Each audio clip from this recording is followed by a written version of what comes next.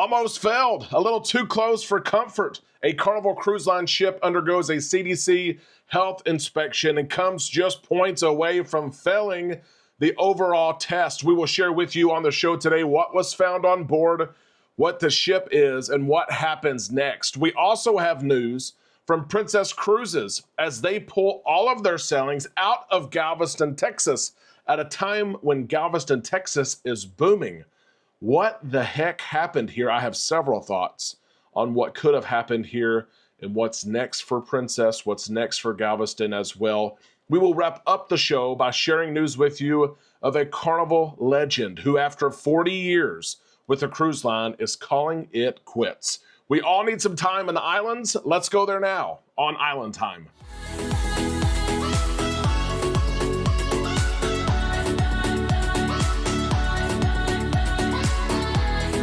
Happy Monday, March 31st to all you Islanders. We're on Island Time. I'm your host, Derek. Let's drop our anchors and take some time to relax in the islands together today.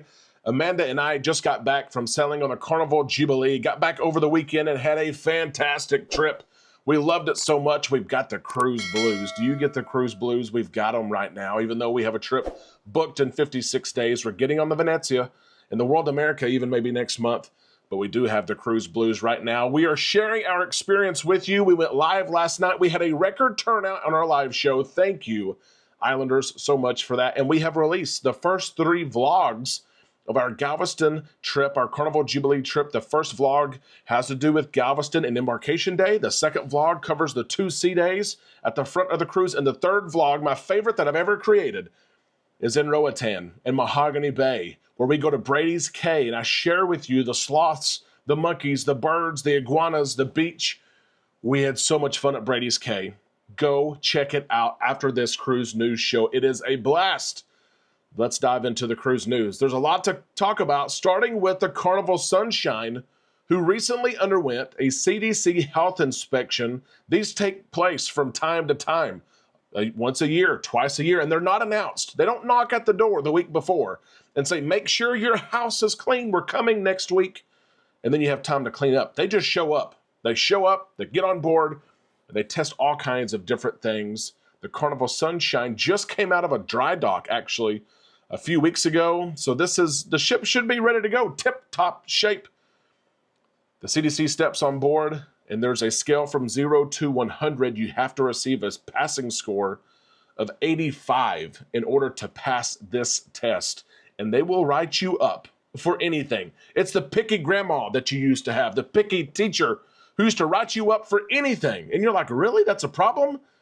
That happens. Some of these things are crazy ridiculous. 85 is the minimum score, and the Carnival Sunshine received an 89. The CDC found 26 different things that they documented, and Carnival Cruise Line is going to create a plan to remediate. And some of these things are so small. I've captured some of them for you so I could share them, and we can all see that these are crazy small, but some of them are not that great as well. Listen to this. An open ice machine door in the pantry.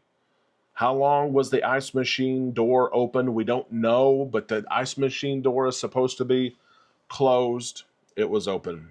There was debris residue. What's debris residue? Debris residue in crew hand washing stations.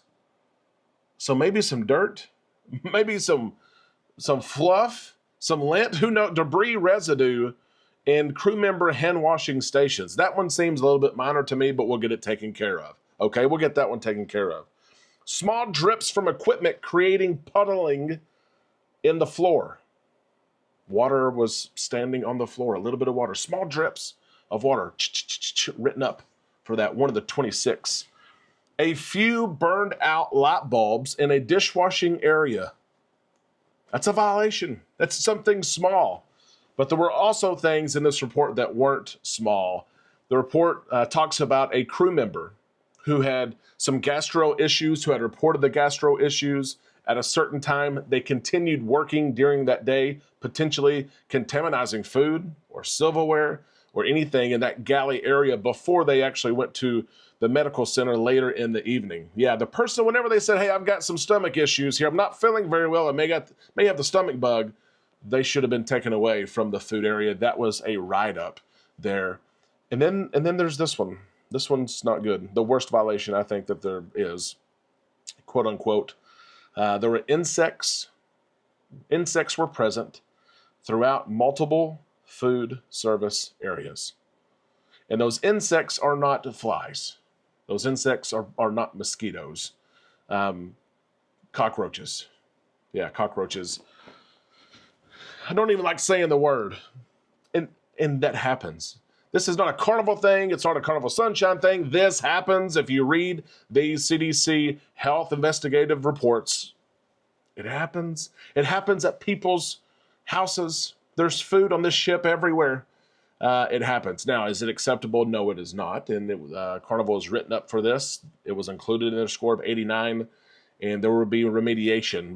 There will be plans created to make sure that this doesn't happen, but I had to share some of these findings here. The crew is already working to remediate some of these things. If the score was below an 85, we would be in serious trouble. But with all this said, the Carnival Sunshine still passed the test of 89. It's not an ideal score. Most of the time, these scores are in the 90s. There are even perfect scores. And you can receive a perfect score and still have some items that you need to work on. But the Sunshine in the news today, we have been on her before, and it kind of makes you think, do I want to cruise on her? My answer would be yes. But there are people out there who would say, nope, honey, scratch that one. We're not cruising on the Sunshine anytime soon. I want to ask you, Islanders, would a report like this hold you back from cruising on a cruise ship, maybe the cruise ship you have booked in 2025? Let us know in the comments section below.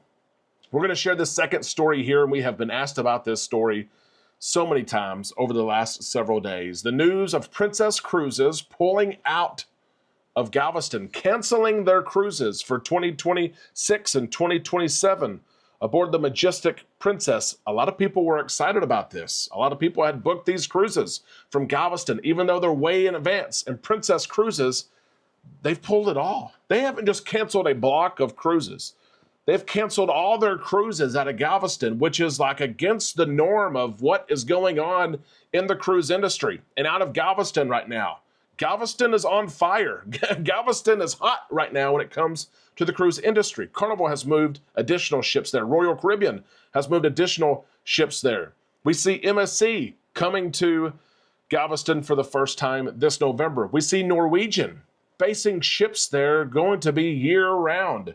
There's a lot going on. A terminal right now is under construction. Another terminal is in the talks. So why would Princess Cruises cancel cruises out of Galveston? Here's what they had to say in the announcement. Princess Cruises has made the difficult decision to cancel all sailings on board the Majestic Princess from Galveston scheduled between November 2026 and March of 2027. Passengers who booked these cruises are receiving refunds. And right now, Princess Cruises, they didn't cancel the Majestic because another ship is coming. They've canceled everything for Galveston right now. Not to say that in the future they could definitely come back, but as of right now, they're not cruising from Galveston. What happened? We don't know why. Princess Cruises did not share the reason why they have canceled all of these cruises from Galveston, but I can think of some reasons why. Number one, there's a lot of people who had no clue that Princess has been sailing seasonally out of Galveston. As a travel advisor, I would provide options to my clients. Hey, I want to cruise out of Galveston. Here's the week. Okay, well, here's your price for Carnival. Here's your price for Royal. Here's your price for Princess. And a lot of times the Princess price would beat the other two competitors. But clients had no clue that Princess was even sailing out of Galveston. I wonder how the marketing went, how much money was spent on marketing, both locally in Galveston and in Texas, and in the 70 million people that can drive to Galveston within one day. I live within that range. I never saw any type of marketing material. If I were not a travel advisor and kept up with cruising, I probably wouldn't know that Princess cruised out of Galveston. I also think back to the Regal Princess. She has been sailing out of Galveston, and she had problems. Remember generator issues, and she had to be pulled out of service.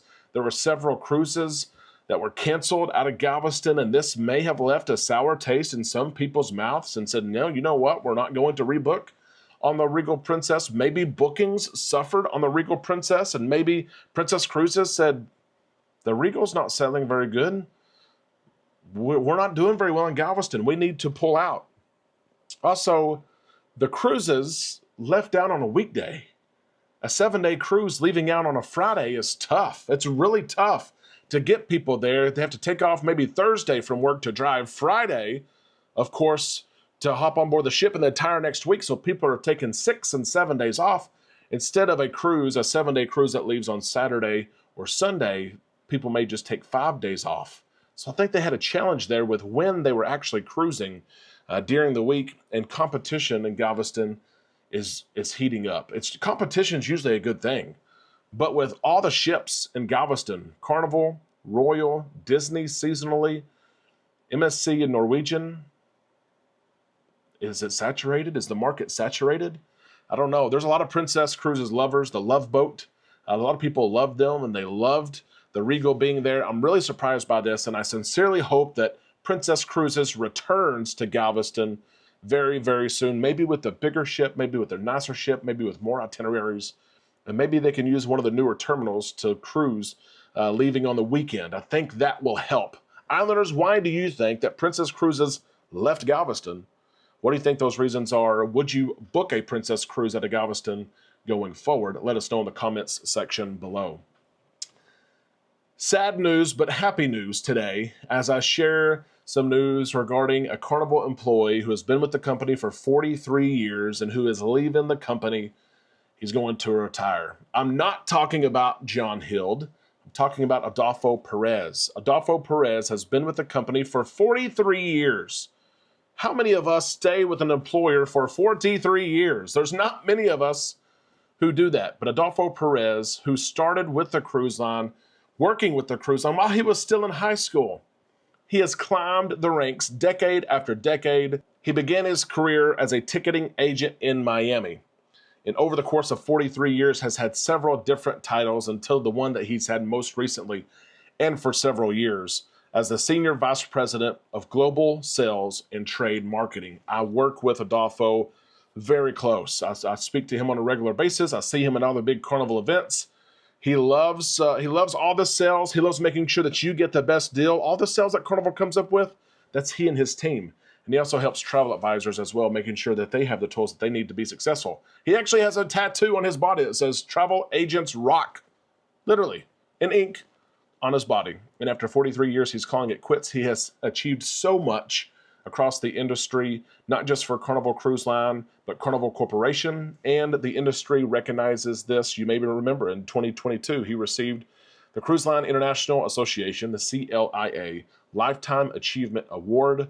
We are so proud of Adolfo. We appreciate everything he has done for us here at Island Time Travel. We don't know who's going to fill his shoes yet. I'm not sure if anyone can actually fill his shoes. They can step into his shoes, but there's going to be a gap there for a little while. But congratulations on the retirement, Adolfo. We hope to see you soon down the road. Islanders, that is the cruise news for today. Remember to check out all of our content on the Carnival Jubilee and our Western Caribbean itinerary. We had a blast, and certainly that you have a lot of fun following us. We are back home. We're back working for you. Of course, we never did really stop, honestly. But if we can help you with a cruise, you're planning a cruise, you want us to manage a cruise, we would love to do that for you. Email us, travel@bookislandtime.com. We will help you. Until then, I want to see you and your thoughts in the comment section below, over on our Facebook page, and tomorrow right here on Island Time.